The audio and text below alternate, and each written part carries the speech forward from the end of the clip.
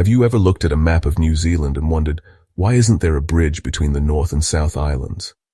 It sounds like the sort of thing humans would absolutely try to build after all. We've put up bridges in some pretty wild places. But here, there isn't one. So let's find out why. First off, let's talk geography. The stretch of water that separates the two main islands is called the Cook Strait. At its narrowest, it's about 22 kilometers wide. That's shorter than the Channel Tunnel between England and France, which is around 50 kilometers. So, in theory, it's not impossible. But the Cook Strait isn't just any old gap in the map. It's notorious for its rough seas, wild winds, and some of the strongest tides you'll find anywhere. If you wanted to build a bridge, you'd be dealing with waves up to 8 meters high and currents reaching up to 8 knots. Not exactly the ideal work site. Now, let's talk money because let's be honest, these things don't come cheap. Engineers have actually looked at it. The most optimistic estimates put a bridge at somewhere between 10 and 20 billion New Zealand dollars. And that's if nothing goes wrong, which, let's face it, it probably would, given the conditions. Compared to the population size and how many people would actually use the bridge, it just doesn't add up financially.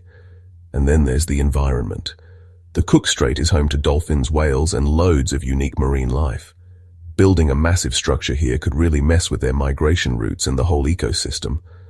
Plus, New Zealanders are pretty keen on looking after their natural spaces, and rightly so. There's also the small matter of earthquakes. New Zealand sits right on a major fault line, and the Cook Strait area is especially lively. Any bridge would have to survive some serious shaking. That means even more engineering, even more money, and honestly, even more risk. So how do people get across? Well, there are regular ferries. They carry cars, trucks, and people back and forth all day, every day. It's not as quick as driving straight over a bridge, obviously, but it works. And it's a bit of an adventure in itself, with some of the best ocean views you'll ever see. At the end of the day, building a bridge between New Zealand's main islands would be a massive challenge, technically, financially, and environmentally. For now, the Cook Strait remains one of the world's great natural divides. And honestly, maybe that's not such a bad thing. Sometimes, nature's barriers give places their character, and a ferry ride just adds to the story.